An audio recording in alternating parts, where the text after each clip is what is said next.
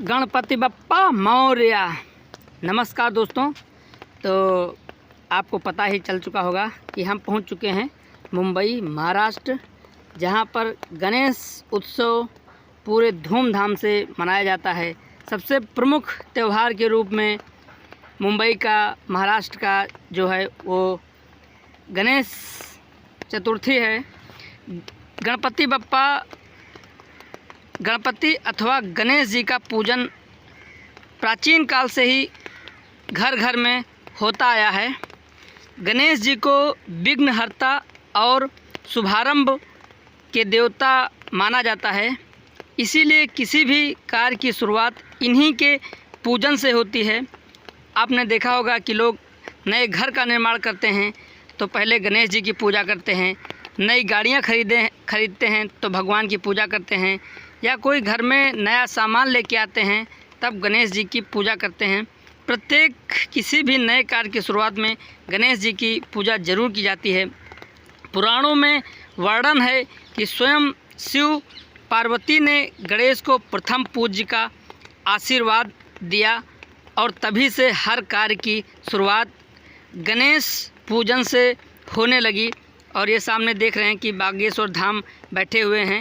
ये मुंबई सनातन मठ में लोगों को विभूति वितरण कर रहे हैं। और ये मुंबई के भिमंडी में, बुराड़ी में ये नया इनका मठ बना हुआ है और लोग यहाँ पर दर्शन करने के लिए आते हैं। पूरे महाराष्ट्र से, मध्य प्रदेश से और पूरे भारत से, केवल भारत ही नहीं विदेशों से लोग दर्शन करने के लिए पहुँचते हैं।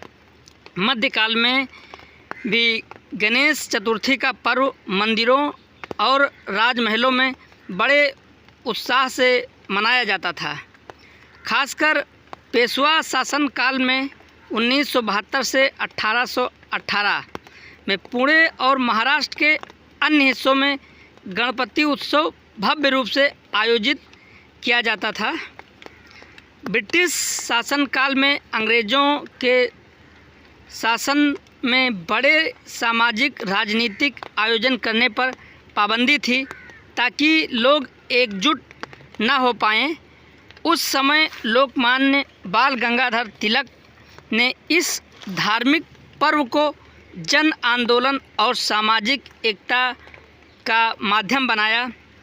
आप ये कहिए कि पूरे भारत में या पूरे विश्व में जहाँ पर गणपति सार्वजनिक रूप से मनाई जाती है, बाहर पंडालों में मूर्तियाँ निकल के आईं, रखी जाने लगी, तो इसका श्रेय बाल गंगाधर तिलक को जाता है। क्योंकि पहले घरों में पूजा होती थी, इन्होंने इसको सार्वजनिक रूप से बाहर पंडालों में रख कर के पूजा शुरू किया और 10 दिन तक लगातार ये पूजा चलती है, गणेश चतुर्थी से लेकर के गणेश विसर्जन तक।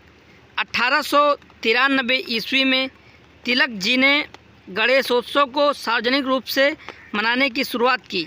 उन्होंने पुणे में पहला सार्वजनिक गणपति मंडल स्थापित किया। इससे लोग जाति पाति, ऊंच नीच, अमीर गरीब से परे एक साथ आकर पूजा, भजन, नाटक, व्याख्यान और देशभक्ति की बातें करने लगे। इस तरह गणेशोत्सव केवल धार्मिक पर्व ही नहीं बल्कि स्वतंत्रता आंदोलन और सामाजिक जागरण का मंच बन गया। आज गणेश चतुर्थी से शुरू होकर 10 दिनों तक गणेशोत्सव मनाया जाता है। और ये सामने देख सकते हैं, ये लाल बागचा का राजा का यहाँ पर गणपति विराजमान है। ये मुंबई का सबसे प्रसिद्ध गणपति है और यहाँ पर स्वयं अंबानी परिवार आता है दर्शन करने के लिए। बड़े बड़े उद्योगपति, फिल्म स्टार इसी में दर्शन करने के लिए आते हैं। और यहाँ पर करीब 5 करोड़ का मुकुट जो है अंबानी परिवार भगवान गणेश को अर्पित करता है। पहले दिन गणपति स्थापित होती है और 10वें दिन विसर्जन अर्थात अनंत चतुर्दशी मनाई जाती है।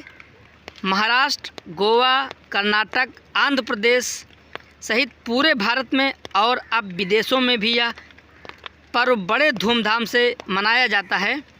और जो मुंबई में लाल बागचा का राजा का गणपति है, लोग 24 घंटे दर्शन कर सकते हैं, क्योंकि केवल 10 दिन का समय होता है और भीड़ बहुत ज़्यादा होती है, इसीलिए 24 घंटे दर्शन चलते रहते हैं। मुंबई का लाल बागचा राजा, पुणे का गदलू सेठ गणपति और देश भर के हजारों मंडल इस उत्सव के लिए प्रसिद्ध हैं। धार्मिक दृष्टि से गणपति विघ्नहर्ता और मंगलकर्ता माने जाते हैं। सामाजिक रूप से पूरे समाज को एकजुट करता है। नाटक, गीत, नृत्य, चित्रकला, सामाजिक सेवा का मंच है।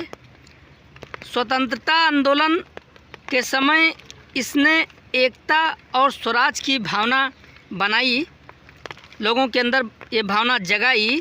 गणपति के स्वरूप में हाथी का सिर है, जो बुद्धि, शक्ति और ध्यान का प्रतीक है। बड़ा पेट सहनशीलता और धैर्य का प्रतीक है। जीवन की हर बात को पचाने की शक्ति है। छोटे नेत्र जो गहराई से देखने की आदत को दर्शाते हैं। और ये देखिए हवन चल रहा है, ये बागेश्वर धाम सनातन मठ का है। बड़े कान हमें शिक्षा देते हैं कि अधिक सुने और कम बोलें। यह सब इंसान को माइंड ट्रेनिंग का रूप है।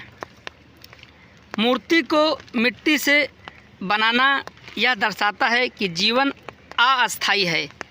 10 दिन पूजा करना जीवन में अनुशासन और सामूहिकता को दर्शाता है। विसर्जन करना याद दिलाता है कि सब कुछ अस्थायी है। अहंकार या बंधन में मत फंसो। यह अटैचमेंट और डिटैचमेंट, लगाव और त्याग का मानसिक अभ्यास है। समाज को एक साथ लाना, तनाव घटाना, खुशी और ऊर्जा बढ़ाना, सामूहिक गीत,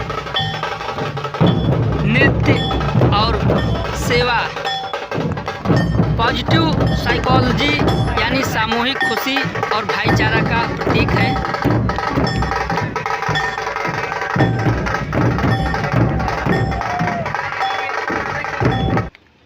गणपति प्रथम पूज्य है, मतलब जीवन में हर कार्य शुरू करने से पहले बुद्धि और विवेक का प्रयोग होना चाहिए। दर्शन कहता है कि विघ्न यानी समस्याएं बाहर नहीं, हमारे मन के अंदर होती हैं, जैसे अज्ञान, आलस्य, भय। गणेश जी का पूजन यह दर्शाता है कि जब तक हम भीतर के अवरोध हटाएंगे नहीं, तब तक बाहरी सफलता संभव नहीं। मूर्ति पूजा करना यानी साकार रूप में पूजना अद्वैत दर्शन को प्रदर्शित करता है, क्योंकि विसर्जन करना यानी वही मूर्ति फिर से निर्गुण ब्रह्म में लीन हो जाता है, यानी ईश्वर साकार भी है, निराकार भी है। लोकमान्य तिलक ने इसे स्वतंत्रता और एकता का प्रतीक बनाया। दर्शन यह है कि धर्म केवल निजी साधना न होकर सामाजिक एकता और जन जागरण का माध्यम भी बन सकता है। गणपति महोत्सव हमें यह सिखाता है कि जीवन में बुद्धि, धैर्य और विवेक से काम करना चाहिए। समस्याएं भीतर से ही दूर करनी चाहिए। हर चीज़ अस्थायी है, इसीलिए त्याग और संतुलन जरूरी है। और सबसे महत्वपूर्ण, समाज की शक्ति एकता में है। हाथी का याददाश्त और धैर्य प्रसिद्ध है। यह हमें बताता है कि जीवन की समस्याओं को हल करने के लिए शांत मन, गहरी सोच और सही निर्णय जरूरी है। मॉडर्न साइकोलॉजी में इसे कॉग्निटिव कंट्रोल और प्रॉब्लम सॉल्विंग स्किल कहते हैं। गणपति के कान बड़े हैं, मतलब इंसान को दूसरों की बात ध्यान से सुननी चाहिए। आज की मनोविज्ञान में से एक्टिव लिसनिंग और एम्पैथी, सहानुभूति कहते हैं। यह इमोशनल इंटेलिजेंस का हिस्सा है, जो रिश्तों और सामाजिक जीवन में ज़रूरी है। छोटे नेत्र का अर्थ है सतही नहीं, गहराई से देखना। आधुनिक मनोविज्ञान में यह माइंडफुलनेस, सचेतना और अटेंशन कंट्रोल कहलाता है, यानी ध्यान बिखरने के बजाय फोकस बनाए रखना। गणपति का बड़ा पेट सब कुछ और निगेटिव इमोशन को जो भी है आपको सब कुछ समा लेने की क्षमता। मनोविज्ञान कहता है कि स्ट्रेस और निगेटिव इमोशन को दबाना मत स्वीकार करो। यह इमोशनल रेगुलेशन और रेजिलियंस, धैर्य सिखाता है। मूर्ति आना खुशी लगाव का प्रतीक, मूर्ति विसर्जन त्याग अनासक्ति का प्रतीक। मॉडर्न साइकोलॉजी में यह एक्सेप्ट एंड कमिटमेंट थेरेपी जैसा है, जिसे इंसान सब अस्थायी है मानकर एंग्जाइटी और अटैचमेंट को कम करता है। इससे लोगों को एक प्रकार के मानसिक रूप से आराम भी प्राप्त होता है। तो 10 दिनों तक लगातार यह गणपति उत्सव चलता रहेगा। कई सांस्कृतिक कार्यक्रम होंगे यहाँ पर। महाराष्ट्र में मराठी लोक नृत्य, मराठी मंच, मराठी कार्यक्रम और कलाकृतियाँ देखने को मिलेंगी। लोगों के मन में उत्साह, उमंग रहती है। जब तक गणेश उत्सव चलता है, लोगों के अंदर एक विशेष प्रकार की खुशी की लहर छा जाती है और लोग उत्साह में आकर कई तरह की समस्याओं से निजात पाते हैं। तो आप लोगों को यह वीडियो कैसा लगा कमेंट करके ज़रूर बताएं। अगर वीडियो अच्छा लगे तो वीडियो को लाइक करें और शेयर भी करें।